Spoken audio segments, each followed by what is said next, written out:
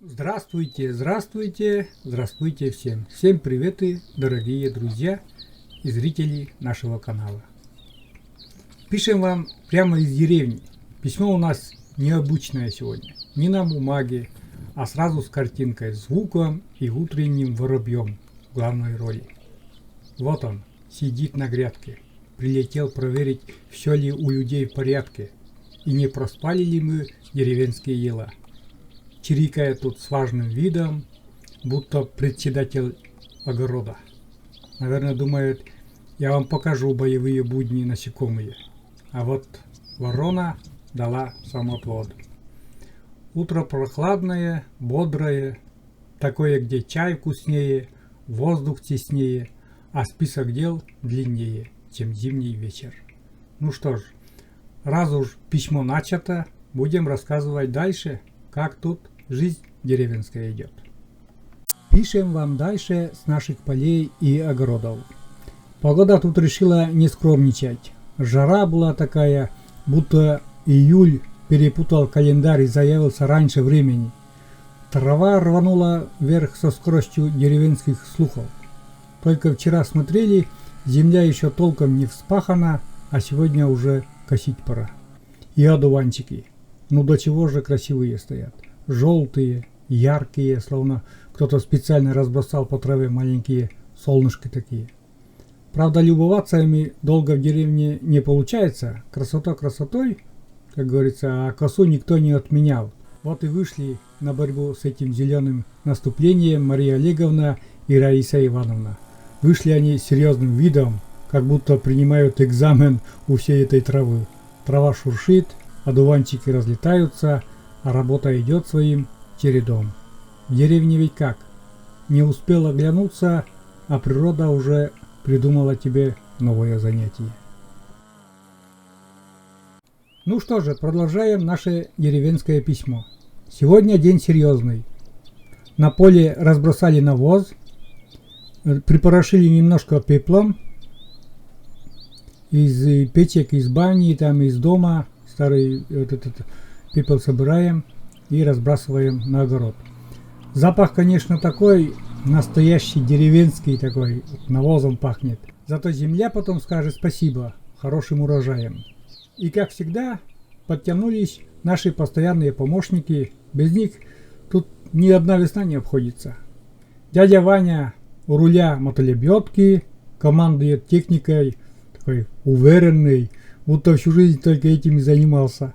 За плугом идет Николай, такой важный, сосредоточенный, словно капитан большого корабля, пахотного корабля такого. А по борозде уже работают грабли. Это вот моя сестра Раиса Ивановна, старшая сестра. Потом моя сестра Нина Ивановна, средняя сестра, то есть старше меня она, Нина Ивановна. И, конечно же, Мария Олеговна. Мария Олеговна это мое все. И это правда. Вот честно, без нее мне точно крышка будет.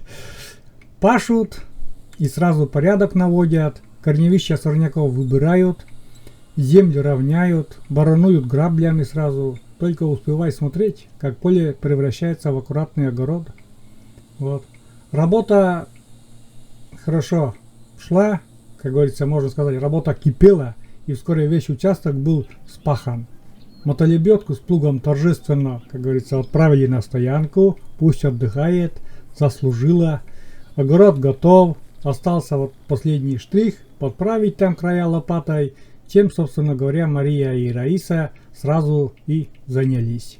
Ну а я, как всегда, как говорится, нахожусь на своем прорабском месте с видеокамерой в руках, потому что есть вещи неизменные, постоянные, весна, огород, пахота и то, что я всегда с собой беру, видеокамеру.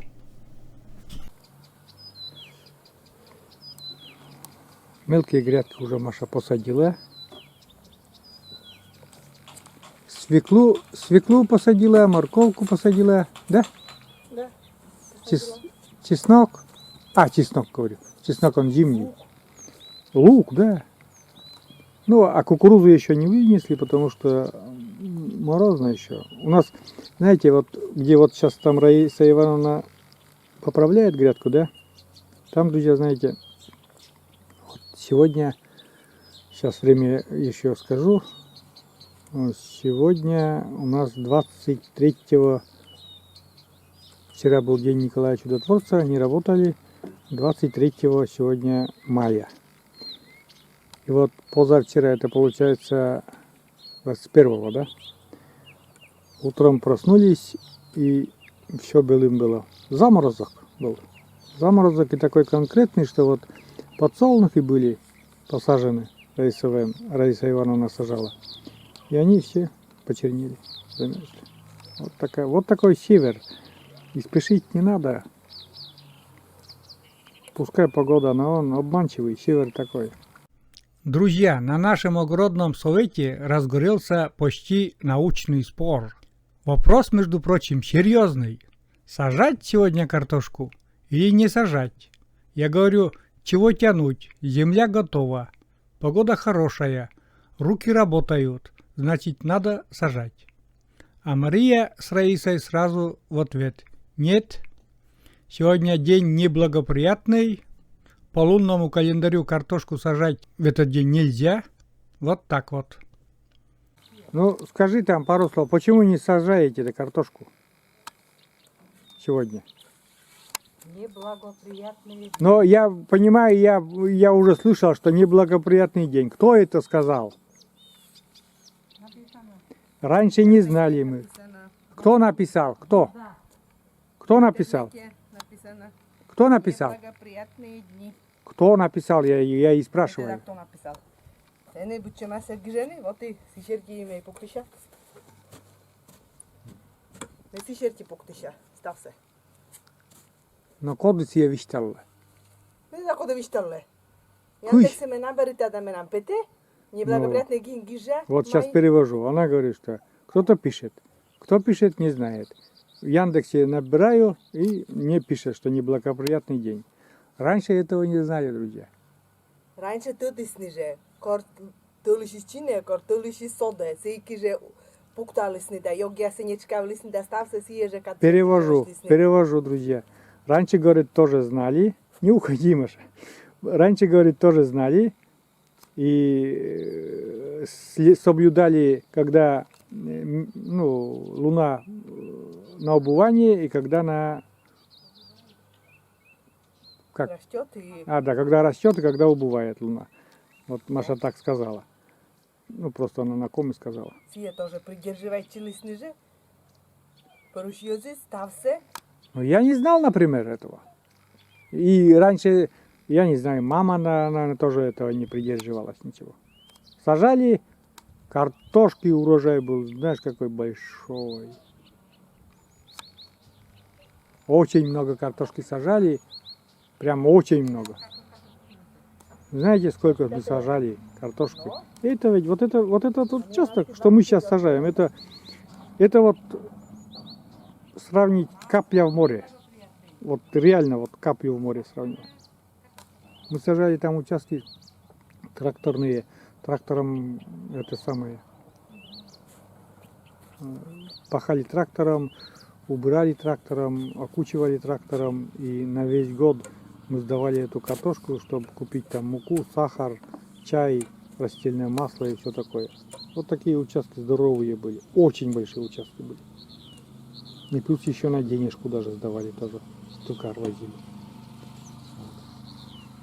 И я вам честно скажу, что ничего не соблюдали мы. И вообще я не слышал. От мамы, от отца. Отец вообще, он команду давал. Пахать, сеять. Все. Есть под козырек и выполняли команду. У нас тут, оказывается, не просто огород, а целая космическая станция. Картошка без согласования с Луной не высаживается. Я им про погоду, про сроки, про деревенский опыт, а мне в ответ: Луна сегодня не в настроении, понимаете? Стоим посреди огорода, спорим, будто решаем судьбу мирового урожая. И ведь самое интересное, у каждого свои приметы, свои доводы. Одни верят в календарю, другие своим рукам и погоде. Как правильно это, наверное, только сама картошка потом расскажет, но это уже осенью. Еще хочу показать вам систему капельного полива в теплице. Собирался рассказать про нее еще с прошлого года, все откладывал. А ведь штука полезная, вода тихонько сама работает, капает себе спокойно, не спорит, не устает, зарплату, как говорится, не просит. Самый простой, самый, относительно дешевый в плане того, что и очень простой, в плане того, что из электроники вот стоит только вот этот прибор. Система что? Бочка, вот этот уровень воды показывает, чтобы не смотреть, не лазить там постоянно. Бочку, правда, воду можно качать только шлангом через насос. Можно также сделать и установить клапан там, который открывается, закрывается, чтобы автоматически включался насос. Но для меня это не надо. Простая бочка, где-то на высоте метр, можно сантиметров 80, метр, так, чтобы самотек хороший был. Потом здесь уже в систему уже все вот эти трубочки идут, переходник на бочку, вот кранник, это все, ничего не на герметике, ничего, просто такое плотное соединение. Вот кранник, который на всякий случай, чтобы закрыть, потом вот этот фильтр, чтобы не засорялись вот эти форсуночки, которые через капает, где капает. И вот этот прибор, самый главный вот этот прибор здесь, что вот не могу показать.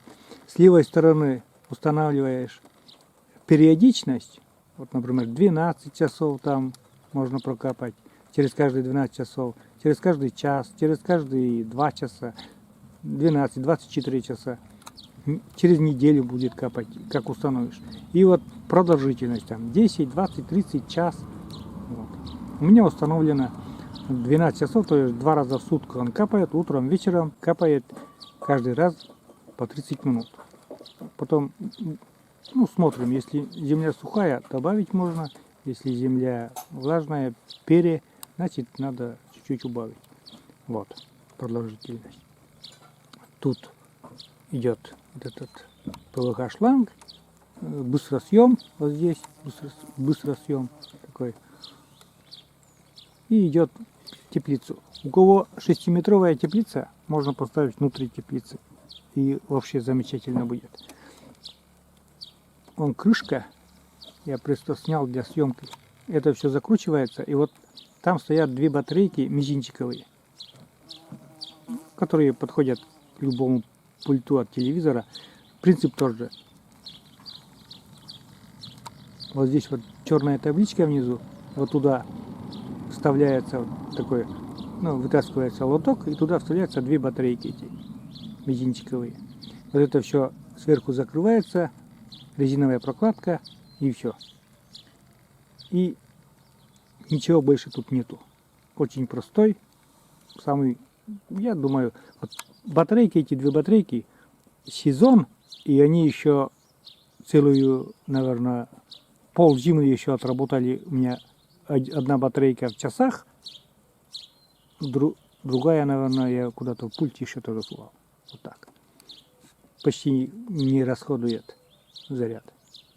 Капельный полив называется эта вот система. Я на Озон заказывал, сейчас на Озоне все покупаем. Это все просто, и Жук называется. Это не реклама, как говорится, я просто вот сейчас Маша закрутит это. И все это герметично. Все лето. Дождь там, осенью я снег уже немножко припорошила, я только убрал. Ничего здесь, ничего не сломалось. Все отработало. Прошлый год вообще нормально. Здесь внутри, сейчас вот покажу я вам, как устроен. Вот с того конца вот бочка, вот просвечивается бочка там, да, и вот заходит и такое разветвление направо, посередке и налево. И идут вот эти капельницы, стоят на каждом кусточке. Вот. Видите, сейчас, правда, не капает, но там вот эти красная штучка, она регулируется. Можешь добавить, можешь убавить скорость, когда, капелек. У нас тут теплица. Вот я вот жаль, я с 7 утра я здесь был, я смотрел, как она капает там, и не снял, как капает потом уже. Здесь вот у нас еще и огурцы в одной теплице. Считай, говорят, что нельзя, говорит, это самое, томаты и огурцы, а у нас постоянно. И каждый год, Маша, да, нормально все, да, ведь на огурцы побольше скоро сделали прокапать, а на помидоры поменьше. Вот. Но у нас холодно по ночам, я не знаю, даже вот, наверное, меньше надо поливать, что-то, может, фитофторой, что ли, заболела, потому что что-то почернило, не замерзла же случайно? Если замерзла, то все остальные бы замерзли. Ну почему? Вот по середке-то и не замерзла, а с краю-то, может быть, и замерзла. С краю не замерзла. С краю не замерзла. Вот. Танеш. Да, танеш. Кукуст. Заболели, да? Да. Два куста болеют. А прошлый год вот этой системой поливом пользовались и очень нам понравилось. Маша, понравилось тебе или нет, честно скажу? Ну, конечно, удобно. Удобно, да. Система работает, грядки поливаются, растения довольны. Так что вот, наконец-то показал, а то еще год собрался бы. А потом я пошел к соседу, друзья, посмотреть, как у него работа идет. Напросился, как говорится. Соседа моего зовут Артур. Мужчина такой рукастый, из тех людей, у которых все в хозяйстве работает. Даже если уже давно должно было все сломаться, как говорится. Пашет он мотоблоком сегодня, Беларусь мотоблок называется. Штука, конечно, хорошая, идет уверенно, плуг сам таскает. Не надо его руками туда-сюда перетаскивать, как мы со своей лебедкой вот возимся, да. Но для моей земли такой вариант не очень подходит. Участок у меня намного влажнее, тяжелее. Там техника сразу начинает думать о, так сказать, жизни и буксовать. Да и вообще, любая пахота только со стороны выглядит просто. А так очень тяжелый труд. У всех земли, поля, огороды разные, и ко всему надо приспособиться. Ну а рядом с Артуром работает еще один важный человек, Пантелеймон Валерьянович. Пока мотоблок идет по борозде, он навоз подкидывает. Без помощника тут тоже никуда. Так что техника техникой, а человеческие руки в деревне все равно главнее. Ну а в целом мотоблок мне понравился, как он пашет. Удобная машина. Но мы пока по старинке будем лебедочкой. Раз она работает, значит и мы еще, как говорится, поработаем. Ну и какой же деревенский день, да без прогулки с Умкой. Наша белая синеглазая хасочка сегодня, как и всегда, прогуливается с Раисой. Глаза голубые, вернее, глаз один голубой, второй-то коричневый. Шерсть белая, загляденье одна. Только вот характер у нее вообще ужасный. Конечно, характер с северным ветерком такой, если можно так сказать. Если что решила, вообще бесполезно переубедить, вообще очень сложно. Гуляем пока строго на поводке. Лето все-таки. У нормальных хозяев в это время свободный выгул под запретом. Потому что вокруг природа живет своей жизнью. Птицы гнездятся, птенцов выводят. В траве целый детский сад, как говорится, пищит и шевелится. А вот где-то вот после Прокопьевого дня, он у нас после 21 июля, Прокопий день, да, тогда уже другое дело. Птенцы на крыло уже в то время уже становятся, они уже по лесам и по полям летают самостоятельно. Вот тогда и умкая свободы побольше будет. Ну вот и подошло к концу наше сегодняшнее деревенское письмо. Видеописьмо такое. Спасибо вам, дорогие зрители, что провели эти минуты вместе с нами. Спасибо за ваше доброе внимание, за теплые слова, за то, что заглядываете к нам на огонек из своих городов, деревень и домов. Мы это очень ценим. Жизнь у нас простая. Земля, работа, рассветы, немного споров про картошку, как сегодня, немного техники показываем, немного усталости, как всегда, и много-много обычного деревенского счастья. Готовку, правда, давно не снимали, но думаю, Маша исправится. Спрашивают подписчики, Маша, где шанишки? Когда шанишки будут? Вот. Пока не могу сказать. Там одна подписчица написала, говорит, буду смотреть, все равно дождусь машинных шанежек. Вот. Пока огород. Пока посевная, да. Видите, комары у нас уже кусаются, друзья. Все. Это считай лето, давай. Да, Раз со комары-то вчерашнего кусаются. Вечера вот начали уже Кусаются, да. выползли откуда-то столько много. Надеемся, что и вам от наших кадров стало чуть-чуть теплее и спокойнее. Многие в комментариях пишут вот эти слова. Ну а мы будем ждать новой встречи. До новых рассветов, друзья. Встречайте свои рассветы обязательно. И пусть каждый из них будет только добрым.